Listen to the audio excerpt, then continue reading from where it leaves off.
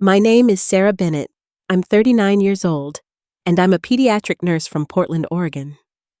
3 weeks ago, my 13-year-old daughter Lily borrowed her father's phone to look up a recipe while he was in the shower.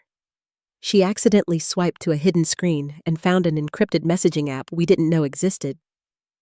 What she read in those messages made her run to me, sobbing and shaking, saying, "Mom, Dad's planning to kill us."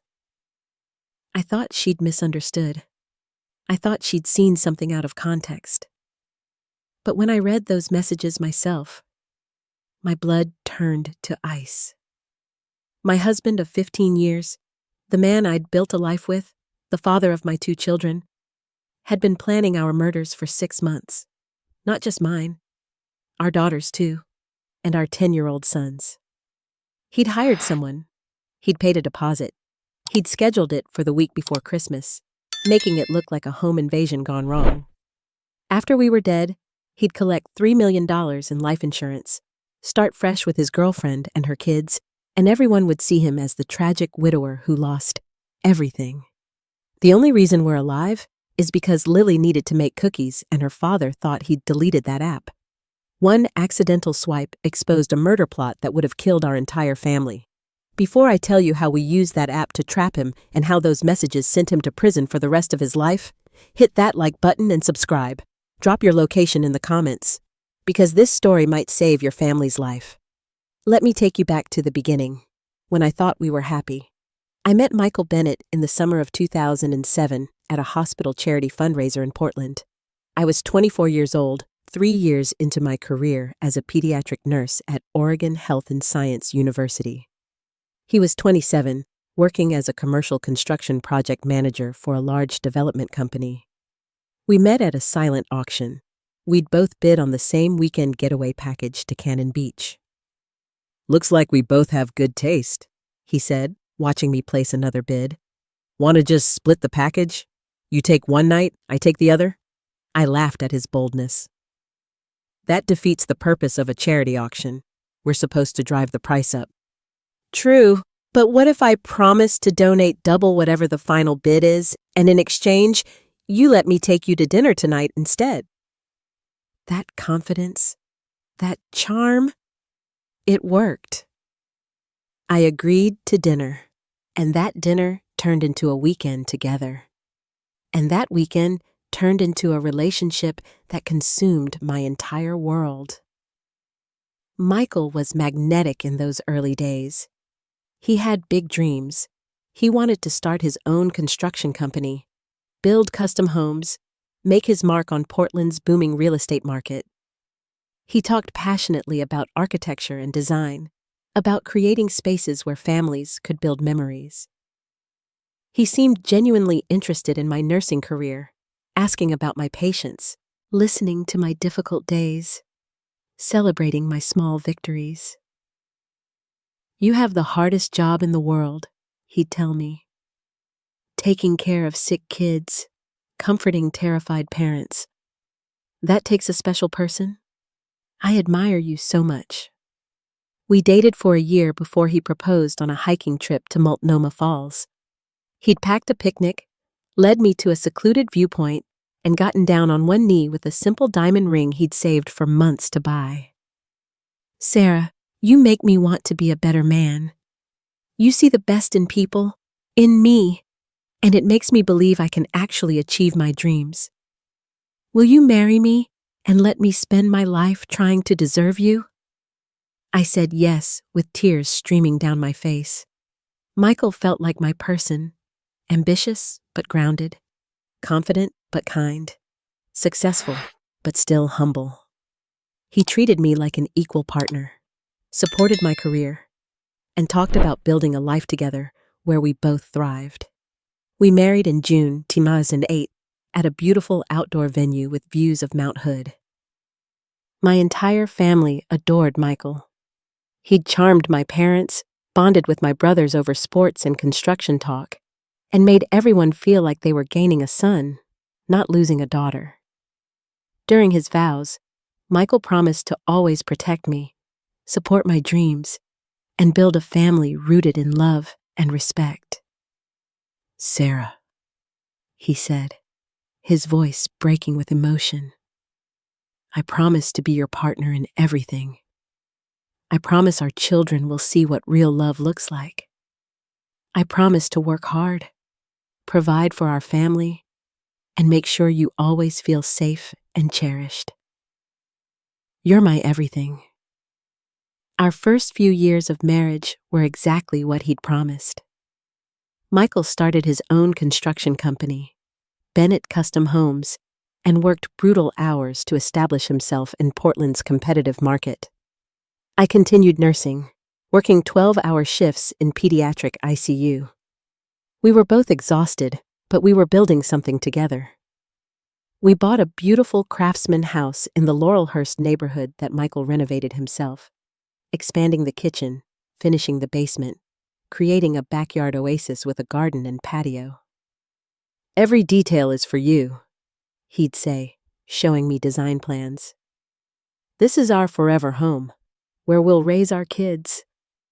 We had Lily in 2010. Michael was present for everything: Lamaze classes, midnight cravings, the terrifying moments of labor. When Lily was born, I watched this strong, ambitious man cry as he held his daughter for the first time. She's perfect, Sarah. You're perfect. I'm going to give her everything. She'll never want for anything. Michael was an involved father from day one. He took paternity leave and actually used it to bond with Lily. He got up for midnight feedings. He changed diapers without complaint. When I went back to work, we split childcare responsibilities. I worked 3 12-hour shifts per week, and Michael scheduled job site visits around being home with Lily. Our son Jake came in to be 13. By then, Michael's construction company was thriving. He was building high-end custom homes for wealthy clients, earning more than either of us had imagined. We were financially secure. I could have scaled back to part-time, but Michael encouraged me to keep working full-time if I wanted. Your career matters just as much as mine, he'd say. You're an incredible nurse. Don't give that up unless you want to. Michael seemed like the perfect father to both kids. He coached Jake's soccer team. He went to Lily's ballet recitals and school plays. He helped with homework, made pancakes on Sunday mornings, and planned family vacations to Disneyland and Hawaii. Our house was filled with laughter, chaos, and love, or so I thought. Our friends called us family goals. Other couples envied our partnership. Parents at our kids' schools would comment on how involved Michael was, how rare it was to see a father so present. My own mother told me regularly, Sarah, you married a good one. Michael is 1 in a million. I believed her completely. I believed our marriage was solid. I believed Michael loved us unconditionally. What I didn't know, what I couldn't have possibly imagined, was that Michael had been living a double life for 3 years. He had a girlfriend, Amanda, who had 2 kids from a previous marriage.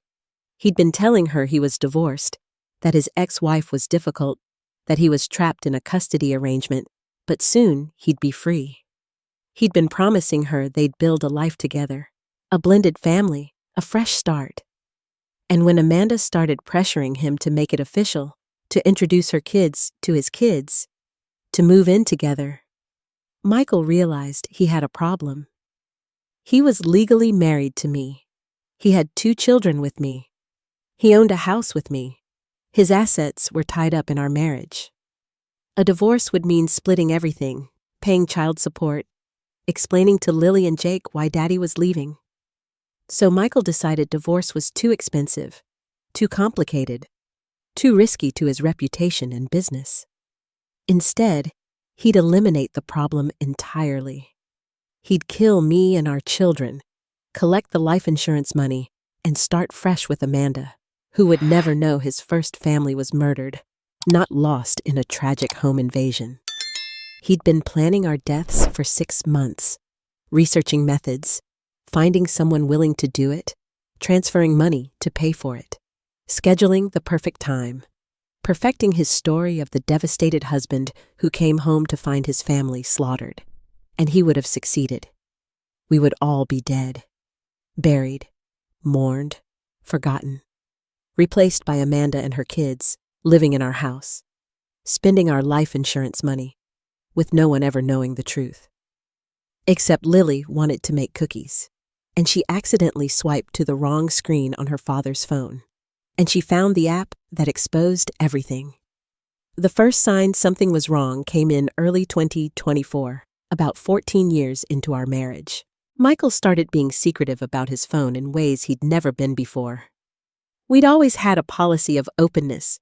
We knew each other's passcodes, could pick up each other's phones freely, had nothing to hide. But suddenly, Michael was changing his password frequently, keeping his phone face down constantly, and taking it with him even when he went to the bathroom. "Why do you need your phone in the shower?" I asked one day when I noticed him taking it into the bathroom. "I'm expecting an important call from a client. I don't want to miss it," he said quickly. "At 7 in the morning on a Sunday? These wealthy clients expect 24/7 availability, Sarah. That's how I keep their business." It was plausible. Michael's custom home clients were demanding. But something felt off about how defensive he got, how quickly he grabbed the phone when I walked near it, how his screen was always tilted away from me now. The second red flag appeared when Michael started talking about life insurance with unusual frequency. We'd always had adequate coverage, $500,000 each, enough to cover the mortgage and kids' education if something happened. But in March, Michael suggested we increase it dramatically. "Sarah, we need to talk about our insurance. With my business valuation at $3 million now and 2 kids heading toward college, $500,000 isn't enough. We should bump both our policies to $1.5 million, maybe even $2 million. "That seems excessive. The kids have college funds. The house is half paid off. Why would we need that much?" "What if something happens to you? I'd need to hire full-time help, cut back my work hours to parent alone, maybe even sell the business. $2 million is actually conservative. And what if something happens to me? You'd need to raise 2 kids on a nurse's salary." His logic sounded reasonable, but the intensity with which he pushed it bothered me. Why was he suddenly so focused on what would happen if I died? "Let me think about it," I said. Within a week, Michael had already contacted an insurance agent and filled out the applications. "I just need your signature," he said, sliding papers across our kitchen table. "I got us both $2 million policies. The premiums are affordable given our income." I signed because I trusted him. I trusted that he was being prudent, protecting our family. I didn't realize he was calculating what we were worth dead. The third incident should have alarmed me more than it did.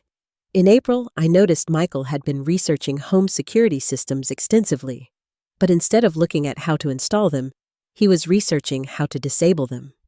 His browser history showed searches for how to cut power to security systems, ways burglars bypass alarms, and disturbingly, what evidence do police look for in home invasions? "Michael, why are you looking up how burglars break in?" I asked, trying to keep my tone casual. He barely looked up from his laptop. "I'm bidding on a security consultation project for a wealthy client. They want recommendations for their custom home. I'm researching vulnerabilities so I can propose solutions." Again, it was plausible. Michael's business had expanded beyond just construction into security consulting for high-end homes. But why was he researching this at midnight when he thought I was asleep? The fourth red flag came in May when Lily mentioned that Daddy had a new friend. "Dad introduced me to Amanda last week when he picked me up from school. She seems nice. She has 2 kids. My stomach dropped. "Daddy introduced you to a woman named Amanda? When? Why didn't he mention this to me?" Lily shrugged, not sensing the significance. "I don't know. He said she's a client. Her kids were in the car. One's my age, one's younger. He said we might have a playdate sometime." When I asked Michael about it, he was smooth and casual. "Amanda? Yeah, she's a client. I'm building her a custom home. She mentioned her daughter is Lily's age and suggested they meet. It was completely innocent, Sarah. Are you seriously jealous of a client? His dismissiveness made me feel foolish. Was I being paranoid? Lots of Michael's clients became friendly. He'd introduced us to clients before. Why was I suddenly suspicious? Because he'd never introduced them to Lily alone before. Because he'd never suggested playdates with clients' kids. Because something about how quickly he'd dismissed my concern felt wrong. The fifth incident happened in June when I discovered Michael had opened a new bank account I didn't know about. I found the statements in his truck when looking for Lily's soccer cleats, an account at a different bank with $78,000 in it that had been deposited over the previous 6 months in increments of $2,000 to $5,000. Michael, why do you have a secret bank account? His face flickered with annoyance before smoothing into explanation. It's not secret. It's for business expenses I don't want mixed with our personal accounts. Tax purposes. My accountant suggested it. $78,000 in 6 months? What business expenses? Materials deposits, subcontractor payments, project costs. Sarah, this is literally how construction accounting works. I didn't tell you because it's boring financial stuff. But I'd been married to him for 14 years. I knew his business accounting. This felt different. This felt hidden. The sixth red flag should have been impossible to ignore, but I was too busy with work to fully process it. Michael started staying late at job sites 3 or 4 nights per week, sometimes not coming home until 11 p.m. or midnight. He'd arrive smelling like perfume. Not strongly, but enough that I noticed. You smell like women's perfume, I mentioned one night. Amanda's house. She was there for the walkthrough. She wears some floral thing. It's overpowering. He kissed my forehead. Jealous of a client again? That phrase, jealous of a client again, was designed to make me feel stupid for questioning him. And it worked. I felt like I was being an insecure wife, suspicious without cause. The 7th incident came in August, when Jake asked an innocent question at dinner. Daddy, when do we get to meet Amanda's kids? You said we'd have a play date. Michael's face went rigid for just a second. When did I say that, buddy? Last week when you picked me up from camp, you were on the phone with Amanda and you said, soon the kids will all meet and we'll be a family. I thought you meant Lily and me would meet her kids. The table went silent. Michael recovered quickly. I meant my construction crew would meet Amanda's family at the project site. You misheard, Jake. But Jake looked confused. No, you said, you misheard. Michael repeated, his voice harder. Later, after the kids were in bed, I confronted him. Michael, why is our 10-year-old son talking about you and a client discussing being a family? He misunderstood a work conversation. That's all. Sarah, I'm tired of these accusations. I work my ass off for this family, and you're inventing some affair scenario based on a child mishearing a phone call. He turned it on me, made me the problem, made me feel guilty for questioning him. And I backed down, apologized even, because I'd been conditioned over 15 years to trust him, to assume the best, to believe his explanations.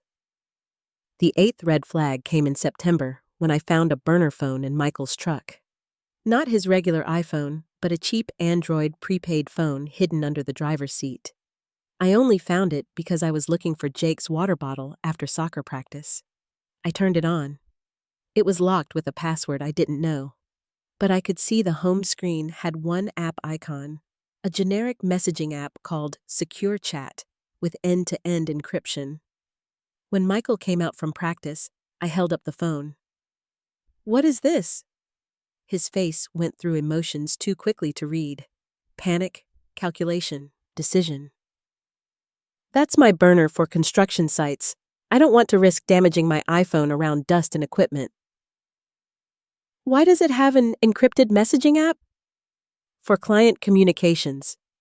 Some wealthy clients prefer privacy. Sarah, this is getting ridiculous. First you think I'm having an affair because I smell like perfume. Then you interrogate me about business accounts. Now you're going through my truck? What's next? Are you going to hire a private investigator? The way he said it, mocking, contemptuous, made me feel small, made me feel crazy. And I hated that feeling, so I dropped it. I apologized for invading his privacy. I told myself I was being paranoid because of work stress and mom guilt. But the 9th red flag was impossible to ignore.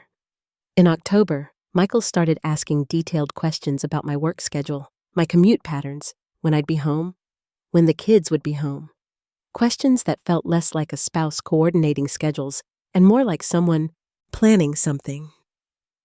"What time do you get off work next Thursday?" 7 p.m.? Why? "And you drive straight home?" "Usually, yes, unless I stop for groceries." "Why are you asking?" "Just planning dinner, trying to coordinate when everyone's home." But he asked these questions constantly now. About my routine, about the kids' routines, about when the house would be empty, about whether I ever deviated from my patterns. The 10th and final red flag came in early November when I overheard Michael on the phone in his truck. I'd gone out to tell him dinner was ready and heard his voice through the slightly open window. The week before Christmas, December 18th. She works a day shift, gets home around 7. Kids are usually home by 6 from after-school activities. The window is between 6 and 7 when they're home, but she's not yet. No witnesses. Looks like a home invasion. I'll be at a job site with witnesses. No, not just her. All 3.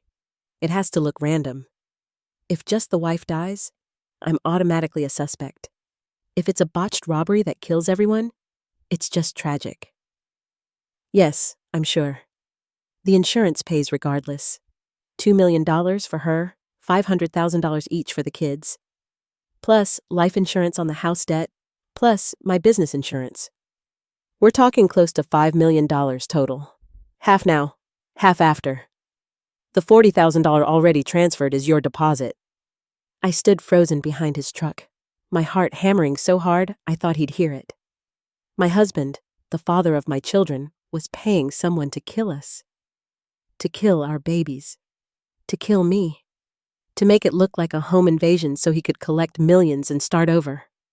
I backed away silently, went into the house and served dinner like nothing had happened. Because I didn't know what else to do. I didn't know if confronting him would accelerate his plan. I didn't know if running would put us in more danger.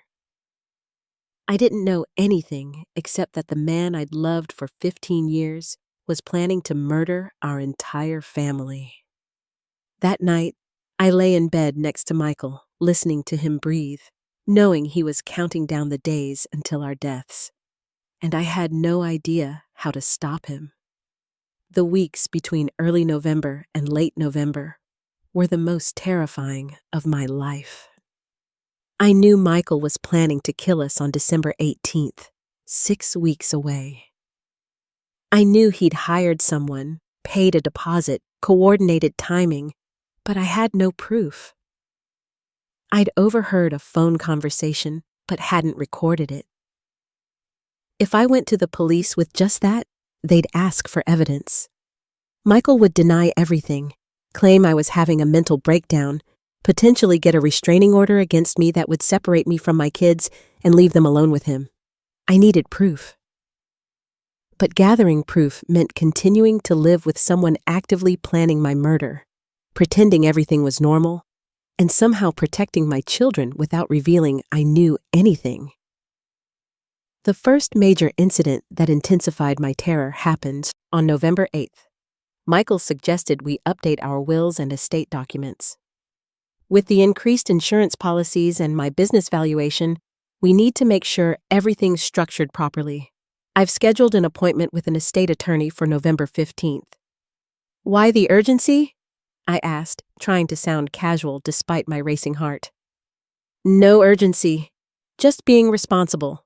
We haven't updated these documents since Jake was born. We need guardianship designations, trust structures, beneficiary confirmations. Standard stuff. Standard stuff. Except the man suggesting it was planning to kill me and collect on those policies in 5 weeks. At the attorney appointment, Michael was all concern and careful planning. We want to make sure if anything happens to both of us, the kids are provided for. Sarah and I each want the other as sole beneficiary of everything. And if we're both gone, we want my brother Thomas as guardian. He has kids the same ages, stable family, good home. The attorney drafted documents that made Michael sole beneficiary of everything: my life insurance, my retirement accounts, my share of our house. And if I was dead, everything would funnel through trusts he'd control as executor. He was literally having me sign documents that would give him complete access to millions from my death. I signed because refusing would alert him. But I made sure to get copies of everything, photographing them later, and uploading them to a secret cloud account Michael didn't know existed. The second incident came on November 12th, when Michael bought a gun. I found the receipt in his wallet when doing laundry, a 9mm handgun purchased from a sporting goods store, along with ammunition and a gun safe. "Michael, when did you buy a gun?" He didn't even look surprised I'd found the receipt. "Last week. For home protection. There have been break-ins in the neighborhood. I want to be able to protect my family." The irony was sickening. He was buying a gun supposedly to protect us while actively planning our murders. "I don't want a gun in the house with kids," I said firmly. "It's locked in a safe only I can access. The kids will never even know it's here. Sarah, I'm trying to keep you safe. Why are you fighting me on this?" That phrase, "I'm trying to keep you safe," from the man plotting my death, made my stomach turn. But I nodded, backed down, let him keep the gun. Because what choice did I have? If I pushed too hard, would he accelerate his plan? The third incident was the most chilling. On November 15th, Michael took Lily and Jake to pick out Christmas presents for me. He took them for 3 hours, far longer than any shopping trip should take. When they got home, both kids seemed subdued, quiet. Later, when I was tucking Lily into bed, I asked gently, "How was shopping with Dad?" "It was fine," she said, not meeting my eyes. "Just fine?" She was quiet for a long moment. "Mom, Dad said something weird. He said if anything ever happened to you, he'd take care of me and Jake forever. He said we'd always be a family, no matter what. He said it like something was going to happen. It scared me. My blood ran cold." "What exactly did he say?" "He said, if Mommy isn't around anymore, you and Jake will still be okay. I'll make sure you're provided for.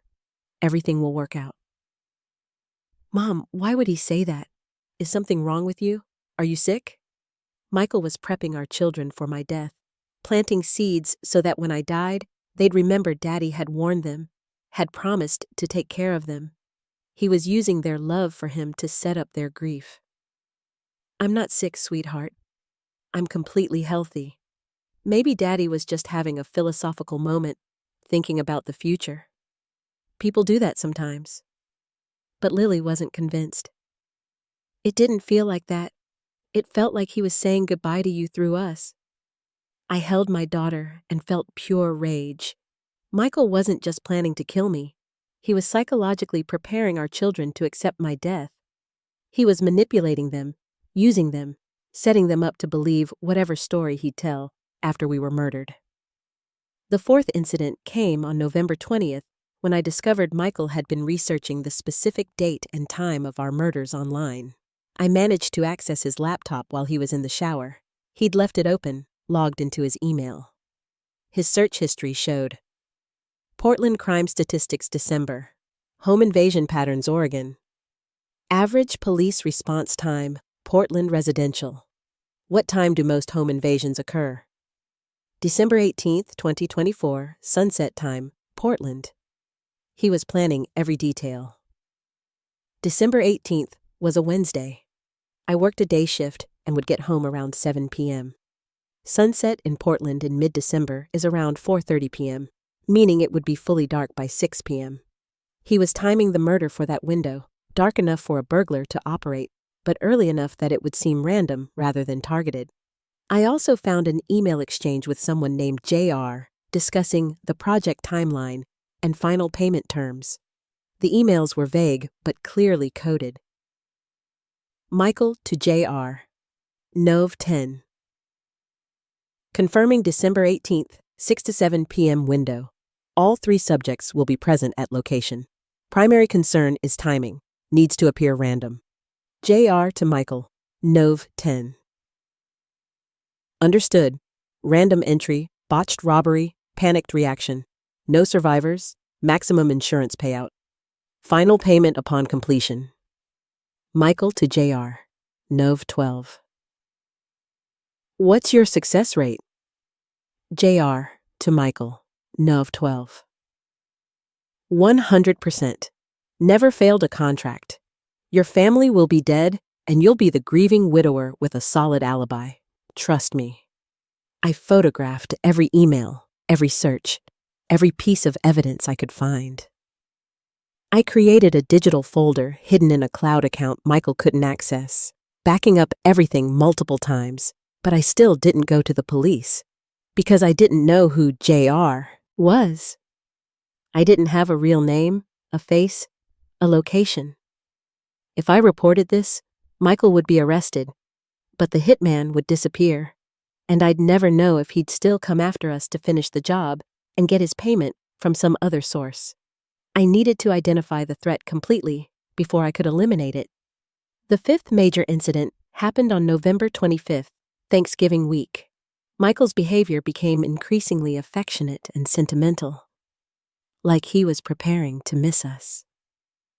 Sarah, I want you to know how much I love you, he said over Thanksgiving dinner with extended family present. These 15 years with you have been the best of my life. You've given me everything. A beautiful home, 2 incredible kids, a life I'm proud of. I'm so grateful. Everyone at the table smiled, thinking it was a sweet moment, but I saw the calculation in his eyes. He was performing, creating memories people would reference after our deaths. He loved them so much. He said so at Thanksgiving. He was so devoted. Later that night, he took Lily and Jake aside, and I overheard him through their bedroom doors. I love you both more than anything in the world. You know that, right? No matter what happens, no matter what changes, you're my whole world. He was saying goodbye to them without them knowing it. He was having his final tender moments before they'd be dead in 3 weeks. The 6th incident came on December 1st, when Michael started creating his alibi.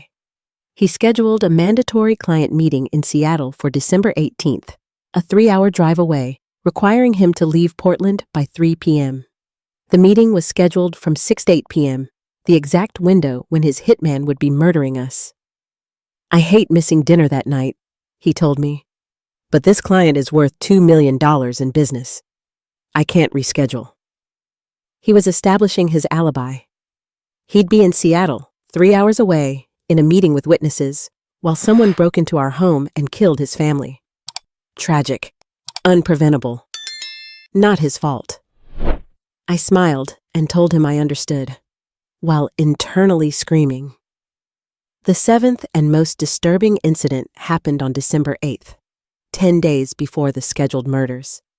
I came home from work early due to a stomach bug and found Michael in our bedroom with a large duffel bag.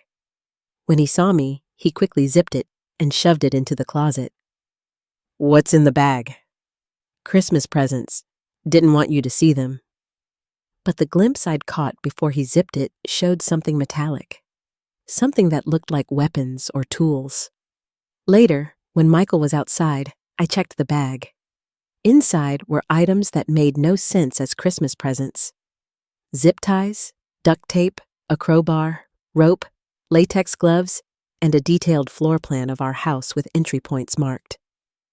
There was also a burner phone, different from the one I'd found in his truck months ago. This wasn't his bag. This was the hitman's bag. Michael was storing the murder weapons in our house. The tools that would be used to tie up and kill our children. The supplies for staging a home invasion. The map showing where we'd all be when the killer broke in. I photographed everything with my hands shaking, then carefully put it all back exactly as I'd found it. Then I went to the bathroom and vomited from sheer terror. My husband had murder weapons in our house. There was a stranger out there who'd been inside our home, mapping it, planning where to find my children when he came to kill them. December 18th was 10 days away. I couldn't wait anymore. I had to go to the police, but I still didn't have the hitman's identity, didn't have the final piece of evidence that would guarantee both Michael and his accomplice would be caught. That final piece came in the most unexpected way possible. On December 10th, 8 days before the scheduled murders, Lily asked to borrow her father's phone to look up a cookie recipe. Michael was in the shower. His phone was on the kitchen counter. Lily picked it up, typed in the passcode. She'd watched him enter it enough times to know it, and started looking for the recipe website. But she accidentally swiped to a hidden screen, a folder Michael had disguised as a calculator app, but was actually concealing apps he didn't want anyone to see. And one of those apps was the encrypted messaging app, SecureChat, that I'd seen months ago on his burner phone. Except this version was logged in, active, full of messages. Lily, curious 13-year-old that she was, clicked on it, and she saw messages between her father and someone named JR discussing the murder plan in graphic, horrible detail. Michael to JR, Deck 9. 8 days until the job. You're still clear on the plan? Wife and both kids. Between 6 to 7 p.m. I'll be in Seattle with airtight alibis. JR to Michael, Deck 9. Crystal clear. Wife arrives around 7. Kids will be home by 6:30 from after-school activities. I enter through the back door using the key you provided. I'll wait in the basement. When they're all present, I come up. Quick, efficient, over in minutes. Staged to look like interrupted burglary. I'll take some valuables to sell the story. Michael to JR, Deck 9. The kids, too. That's non-negotiable. I can't leave witnesses. JR to Michael, Deck 9. I understand. It's cleaner this way anyway. 3 bodies, obvious trauma, random violence. Police will call it a tragic home invasion. You'll be the devastated father who lost everything. Final payment of $40,000, due upon completion. Michael to JR, Deck 9.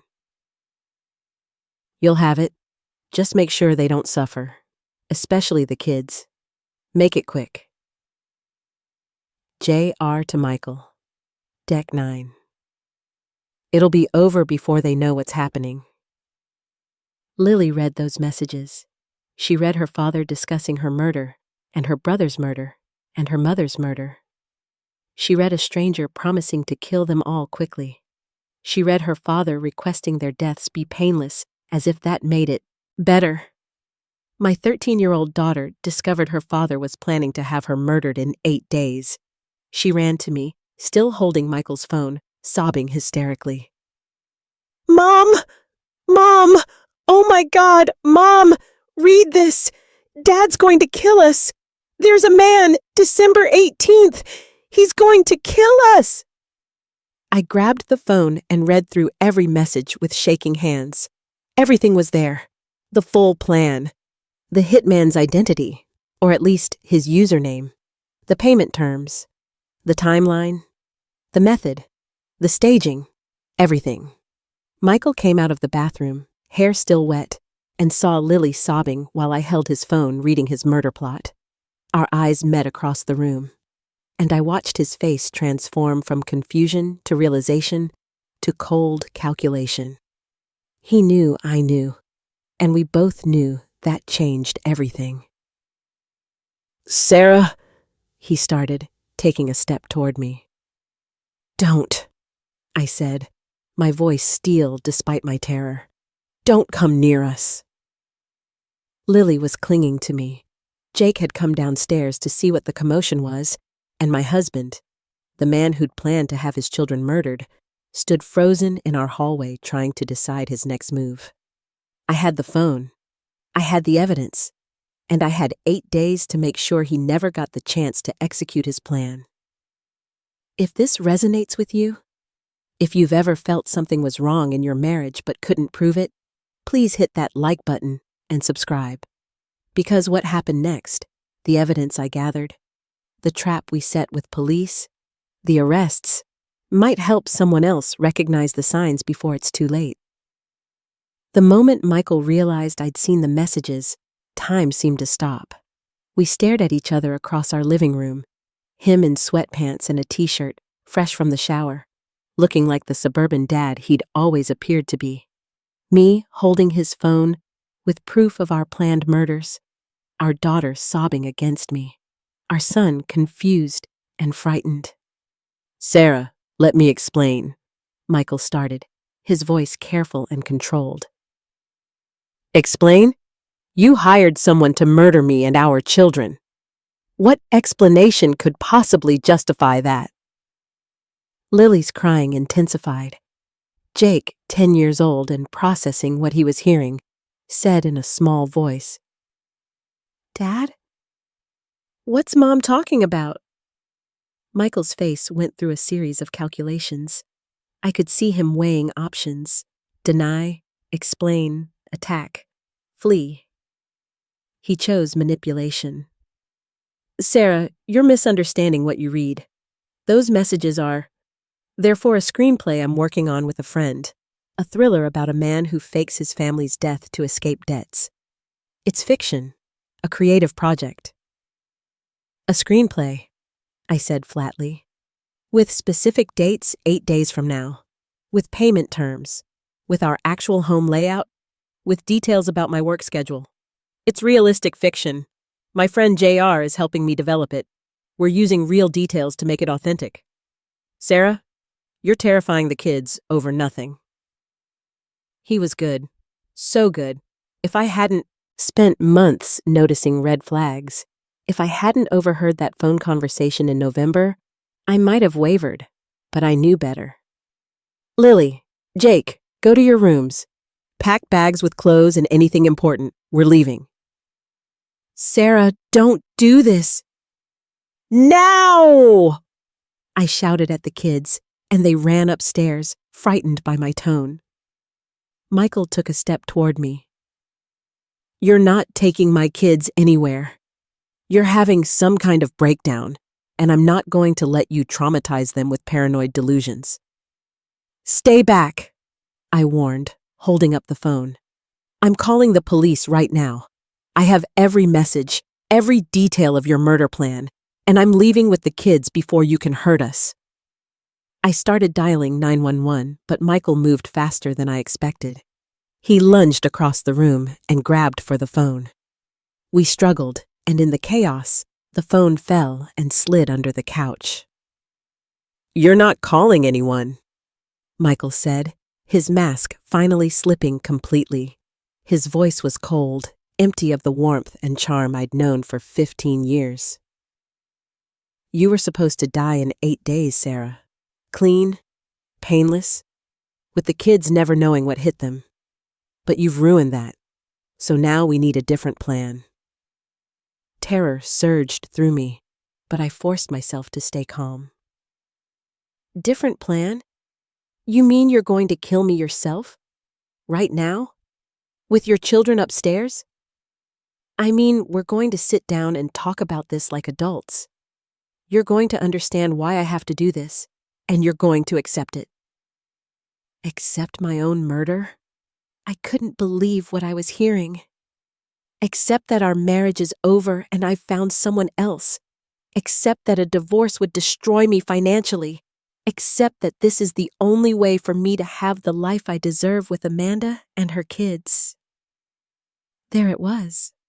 Amanda, the client, the affair, the reason my entire family was scheduled to die.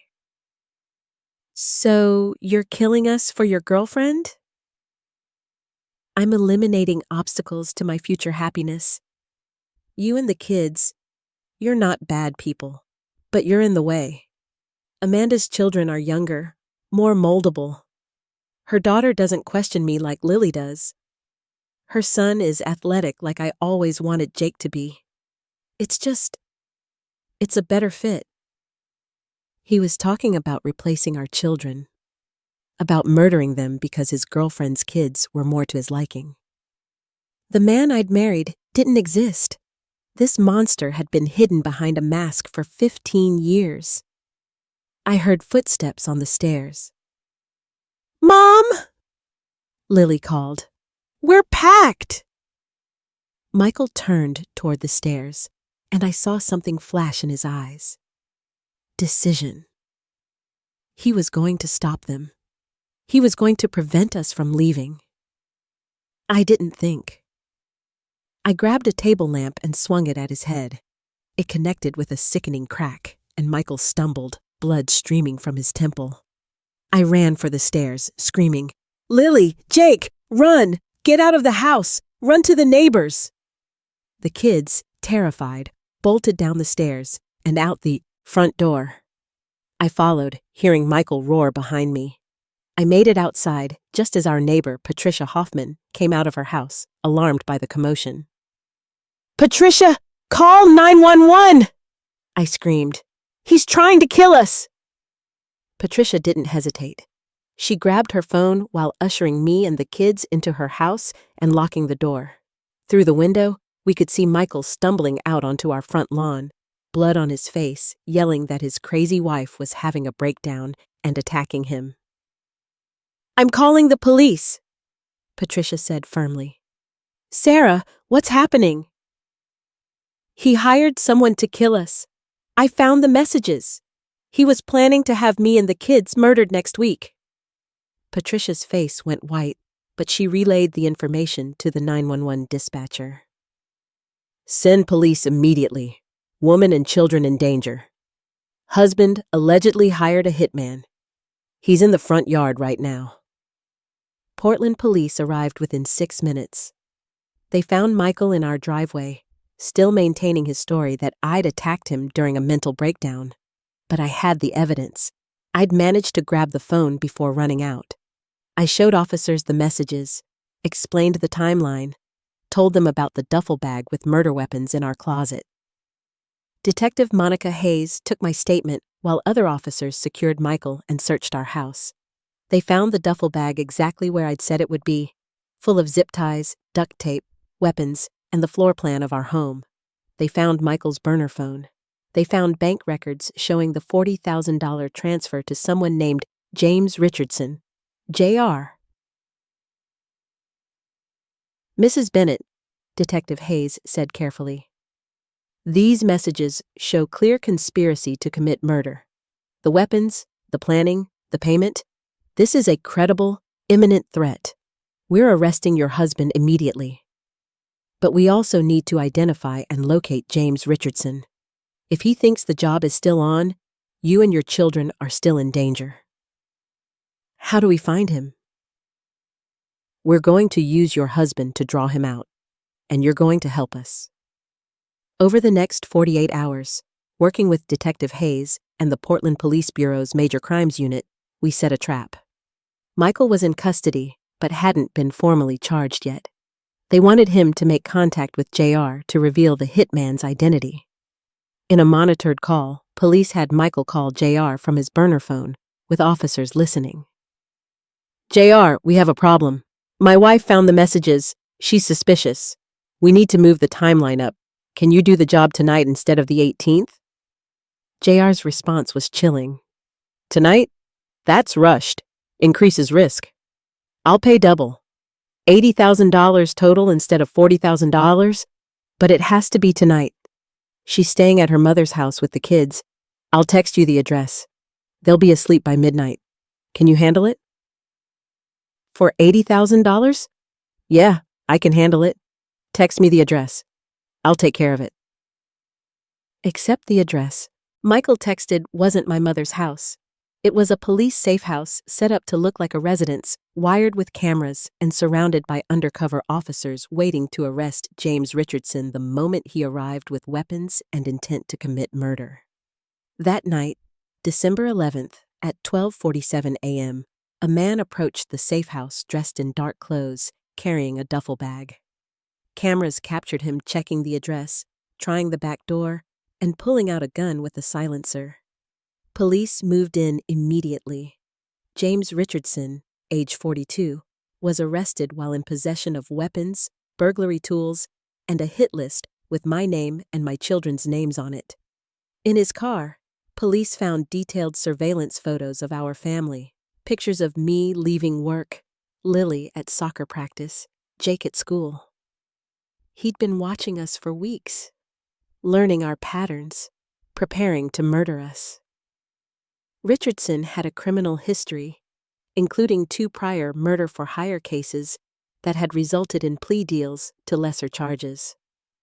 He was a professional killer who specialized in making murders look like home invasions. The evidence against him was overwhelming.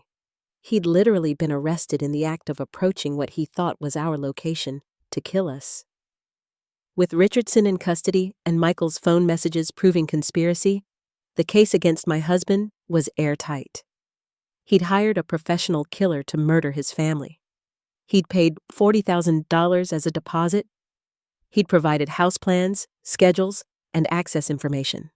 He'd confirmed the hit hours before it was supposed to happen. But the most damning evidence came from Richardson himself. In exchange for a plea deal, he provided detailed information about Michael's plot. He wanted it to look like a random home invasion. He wanted all 3 dead, wife, and both kids, so there'd be no witnesses to contradict his story. He specifically asked me to make sure the children didn't suffer. Like, that made him a good father.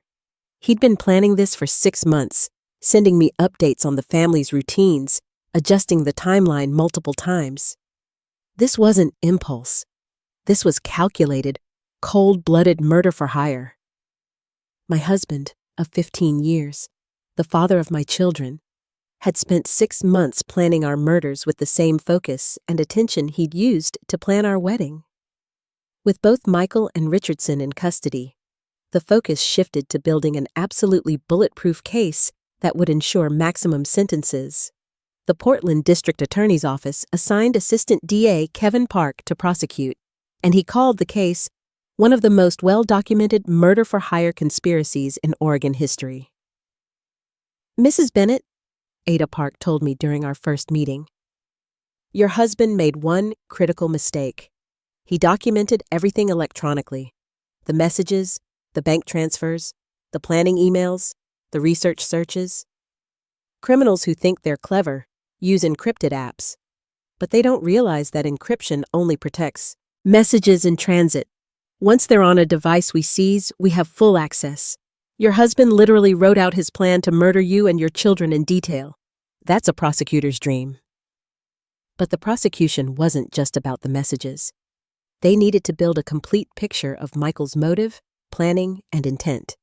That meant Phase 1.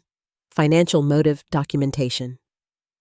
Forensic accountants traced Michael's finances, revealing he'd been living far beyond his means. His construction business looked successful from the outside, but he'd leveraged every project to near insolvency. He owed $400,000 to subcontractors. He'd taken out loans against equipment. His business was months from bankruptcy, but he'd hidden all of this from me.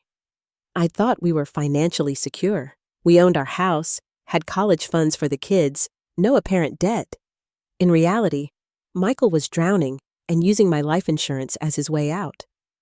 $2 million for me, $500,000 each for Lily and Jake, plus mortgage insurance, plus business insurance.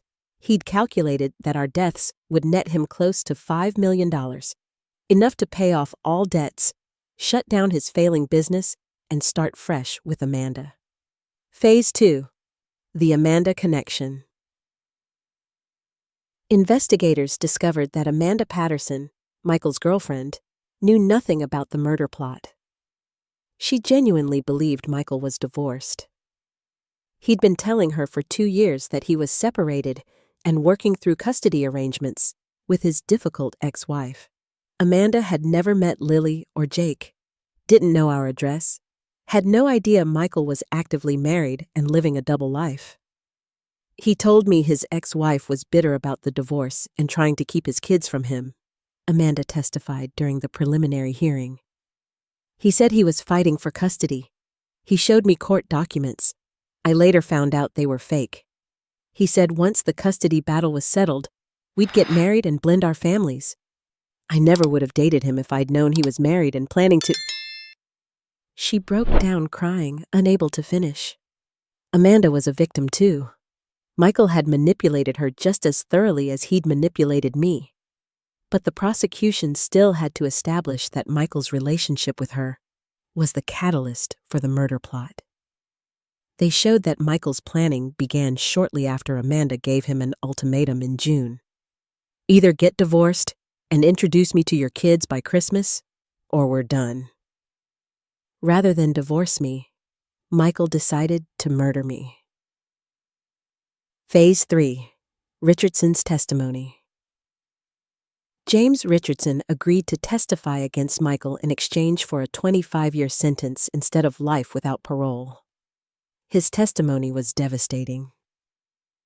Bennett contacted me through a dark web murder-for-hire listing in May 2024.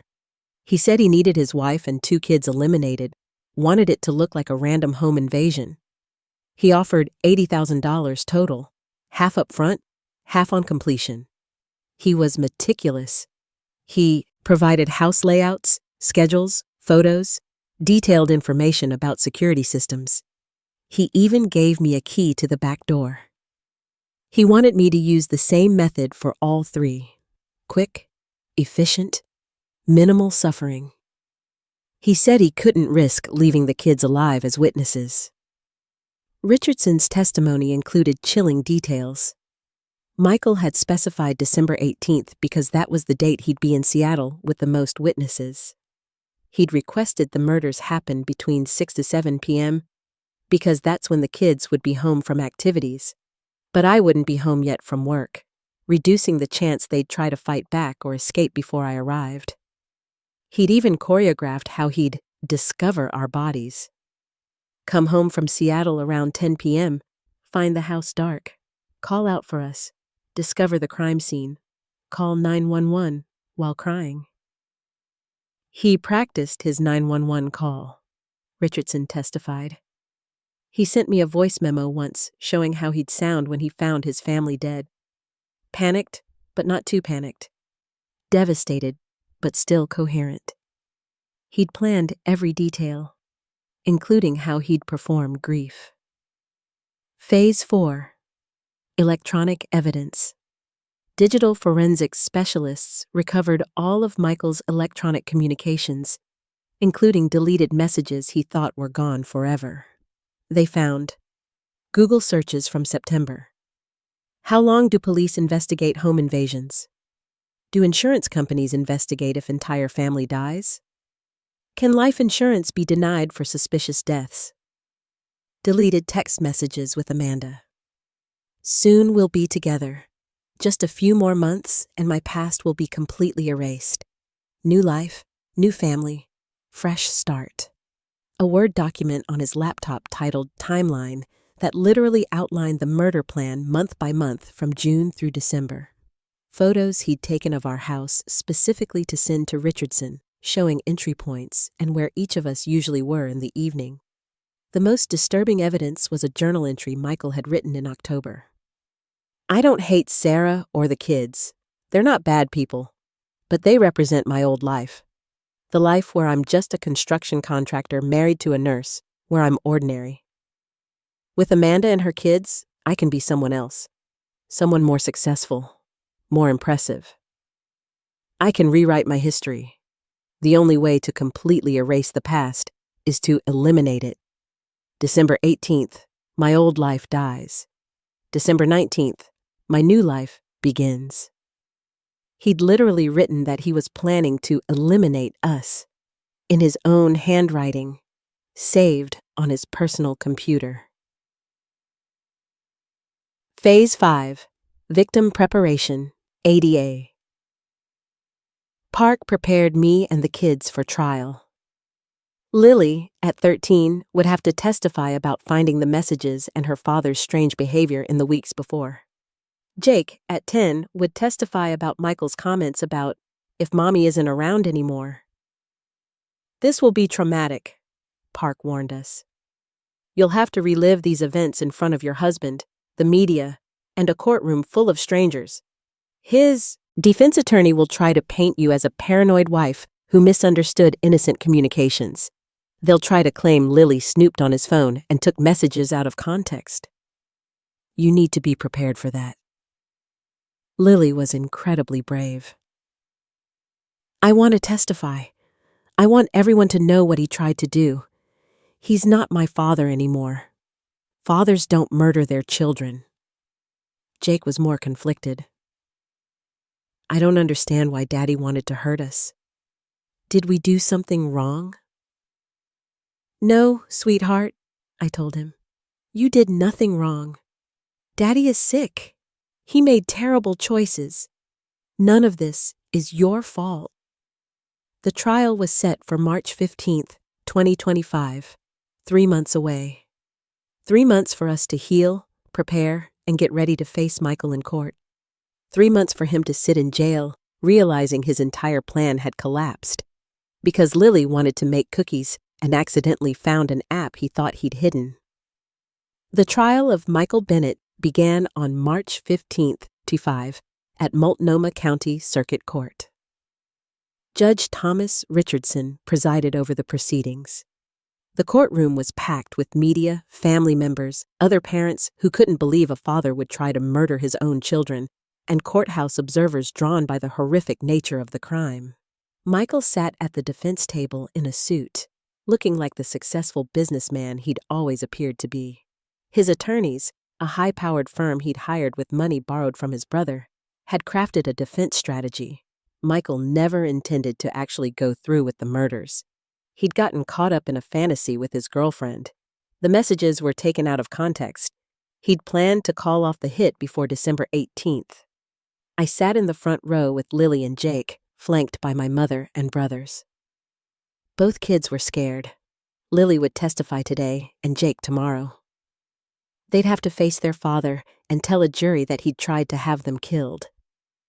The prosecution's opening statement was delivered by ADA Park, and it was devastating.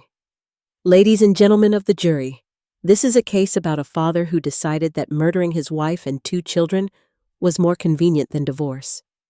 Michael Bennett hired a professional killer named James Richardson to stage a home invasion at his family home on December 18th, 2024.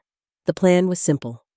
Mr. Bennett would be in Seattle with witnesses while Richardson broke into the Bennett home and murdered Sarah Bennett and her children Lily and Jake, ages 13 and 10. Mr. Bennett paid $40,000 as a deposit for these murders. He provided house plans, schedules, photographs, and a key to the back door. He specified dates, times, methods. He practiced what he'd say when he discovered his family's bodies. The only reason Sarah, Lily, and Jake are alive today is because 13-year-old Lily wanted to bake cookies and accidentally found hidden messages on her father's phone that exposed his entire plot.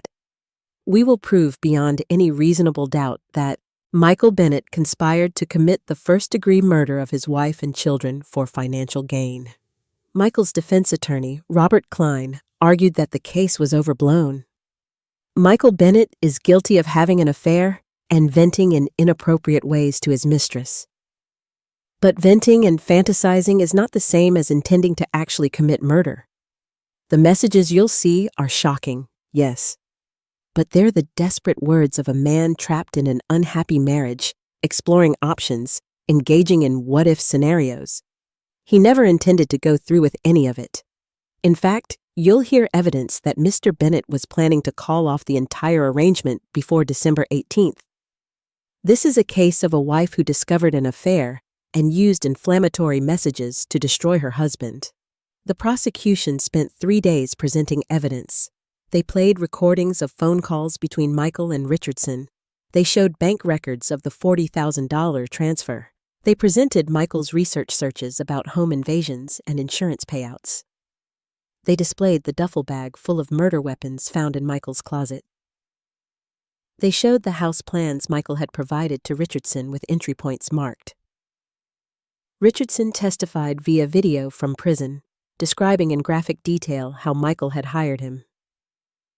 He contacted me in May 2024 through an encrypted dark web forum where I advertised my services. He said he needed 3 people eliminated: his wife Sarah, his daughter Lily, and his son Jake. He wanted it to look like a home invasion. He offered $80,000 total. We negotiated down to $40,000 up front and $40,000 on completion. He provided everything I needed: photos of the family, their daily schedules, house layouts, security system codes, a key to the back door. He was specific about December 18th because that's when he'd be in Seattle with an airtight alibi. He wanted all 3 dead because he couldn't risk witnesses. He even asked me to make sure the kids died quickly so they wouldn't suffer. Like that made him a caring father instead of a murderer. The jury looked horrified. Several were crying. Then came the electronic evidence. A forensic analyst walked the jury through Michael's messages, searches, and deleted files. The timeline document, the journal entry about eliminating his old life, the photos he'd taken of our home specifically for Richardson, the practice recording of his fake 911 call. "This is not fantasy," the analyst testified. "This is meticulous planning. Every detail was documented, researched, and coordinated. Mr. Bennett spent 6 months preparing to murder his family."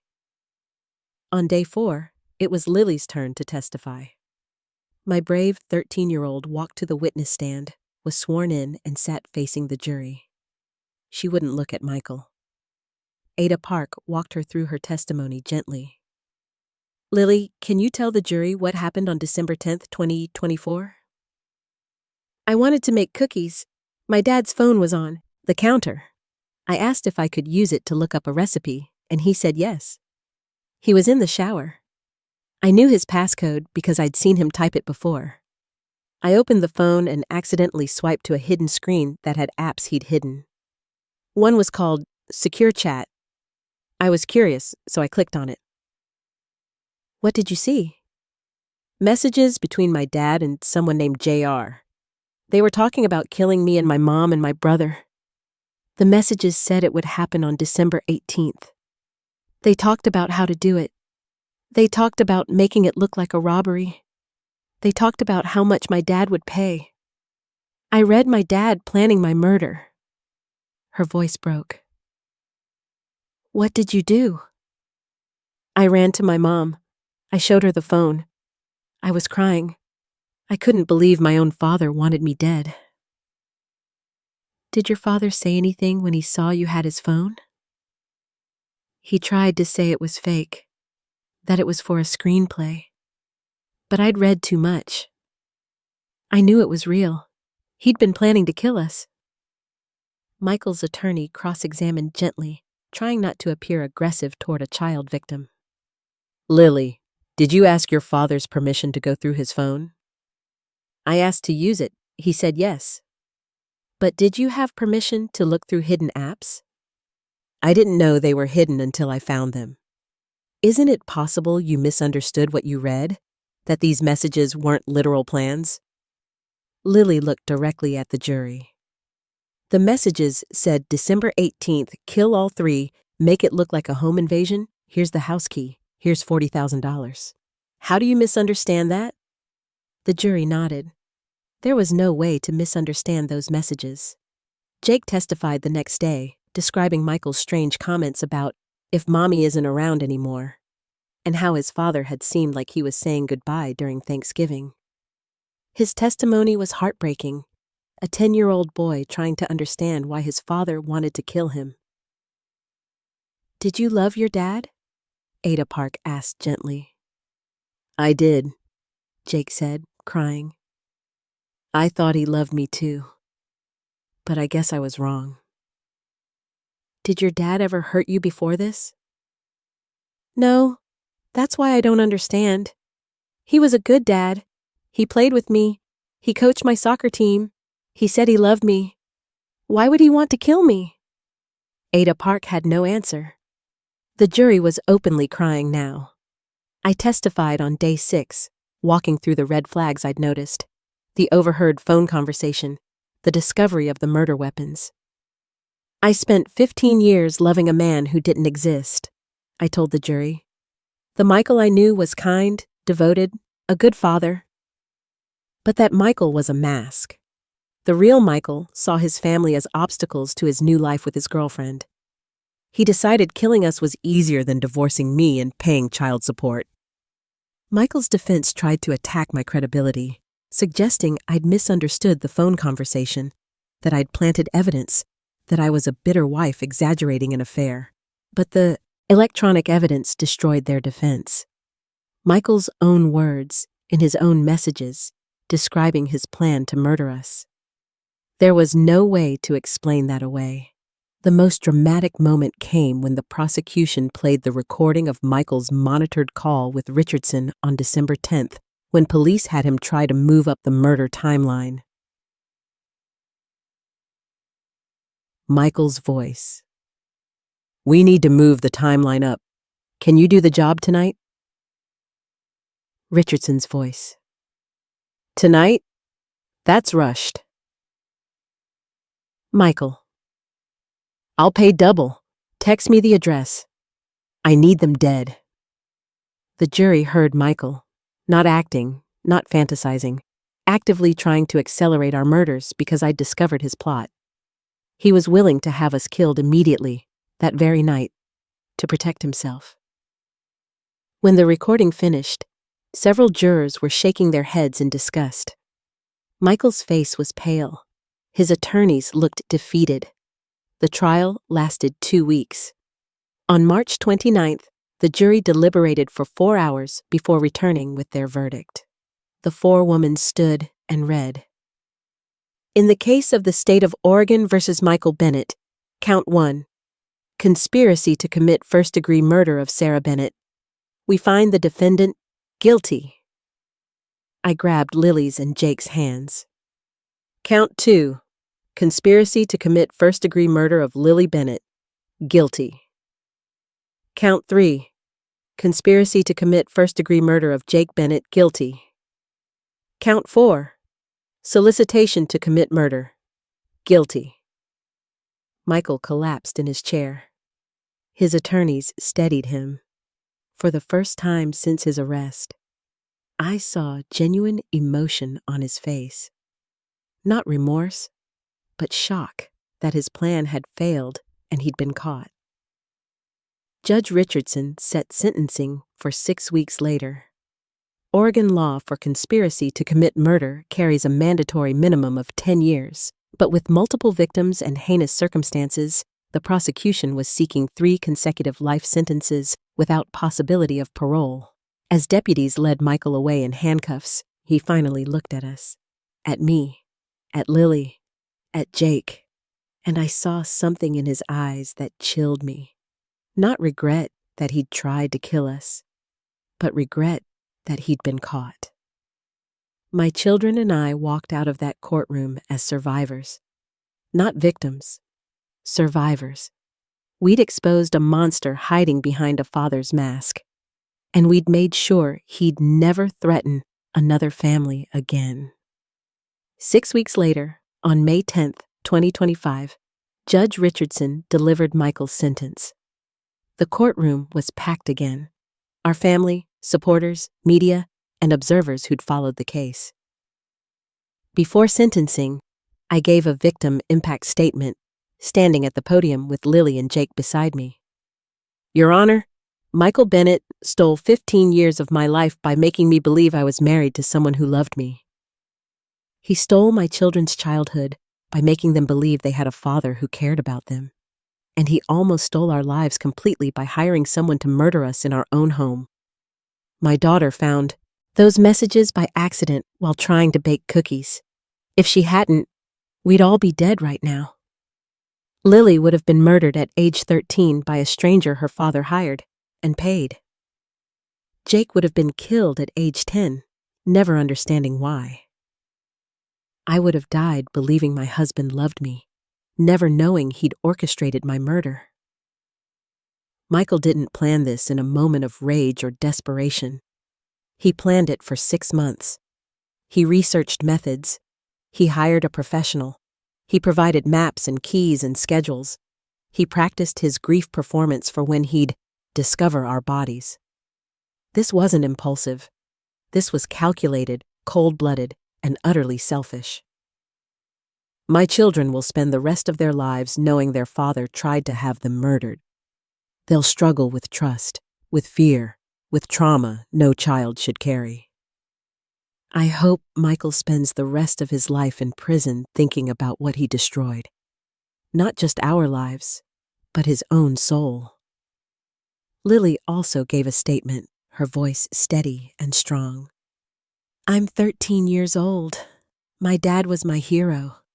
He taught me to ride a bike. He came to all my soccer games. He helped me with homework.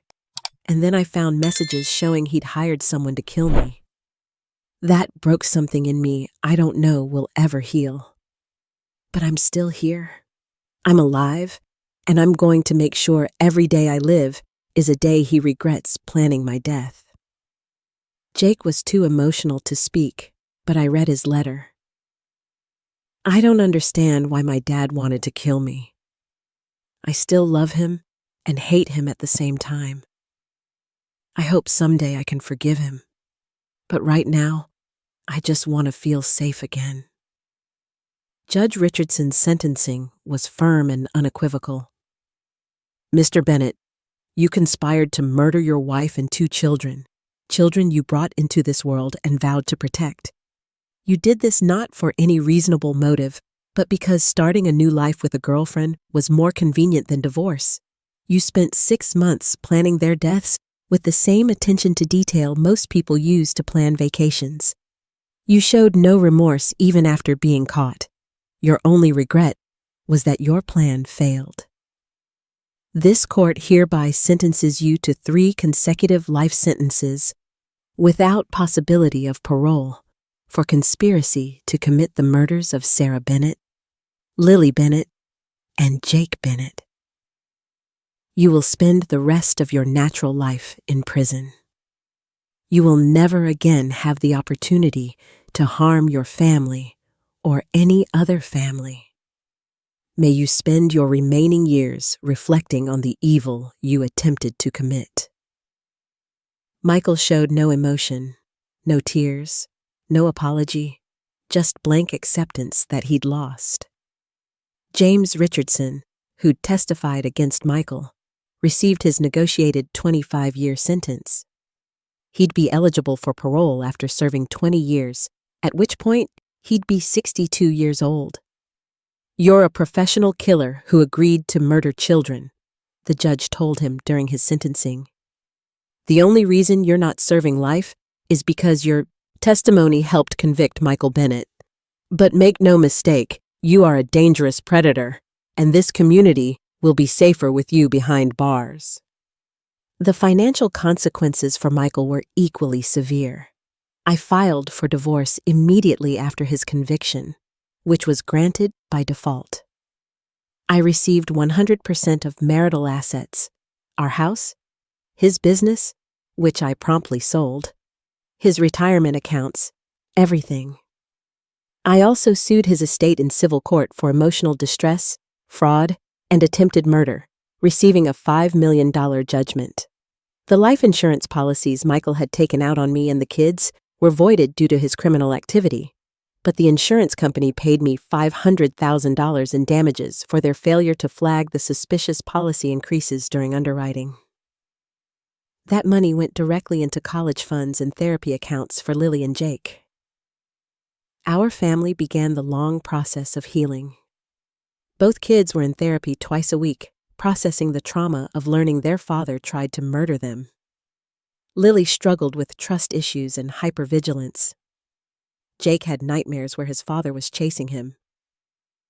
I dealt with my own PTSD, flashbacks to the moment I realized Michael was planning to kill us, anxiety about whether we were truly safe, grief for the 15 years I'd spent with a man who never really existed. We moved to a new house. I couldn't live in the home where Michael had stored murder weapons, where he'd plotted our deaths, where Richardson had photographed us as targets. We started fresh in a different neighborhood, a different school district, a place without memories of the life we'd thought we had. My nursing career continued, but I shifted to a part-time schedule to be more available for the kids.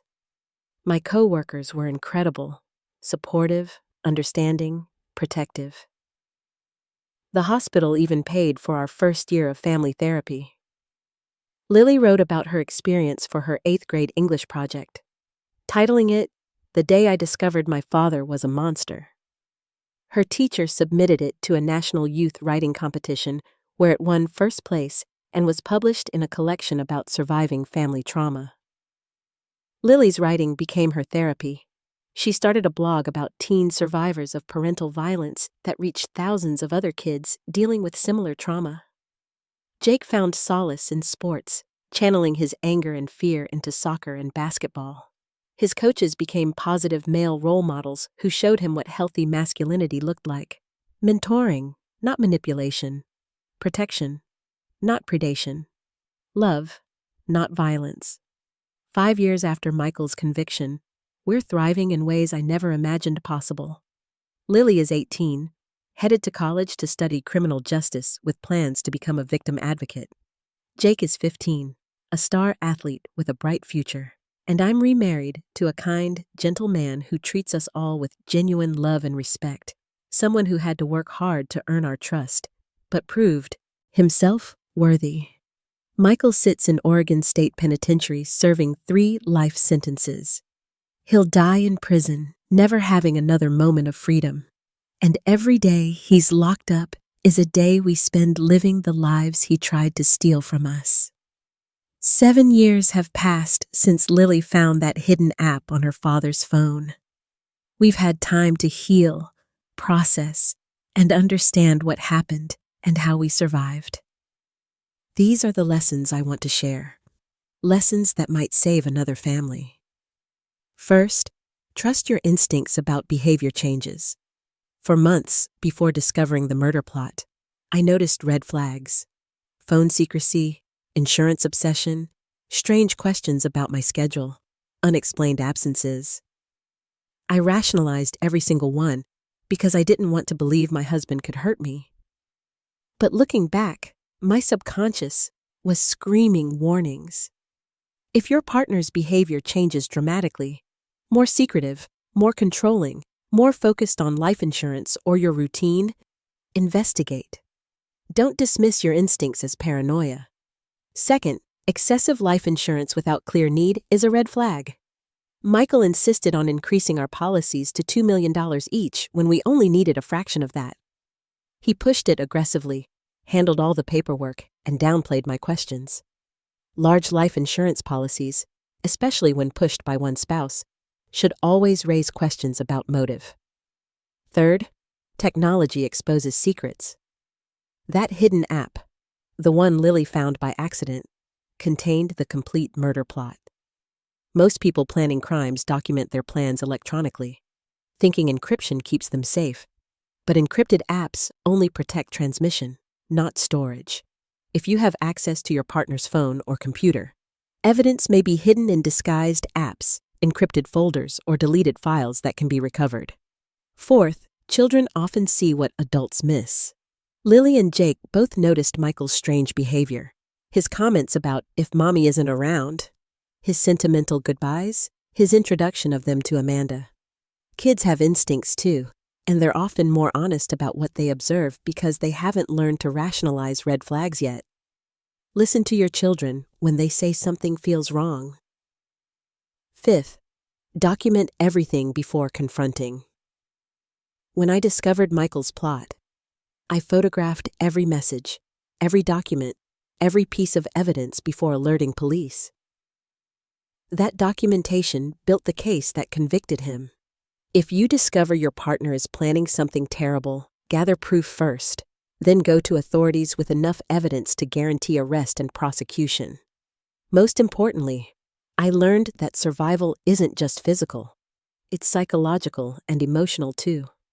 Michael tried to kill our bodies, but his betrayal also tried to kill our ability to trust, to love, to believe in family.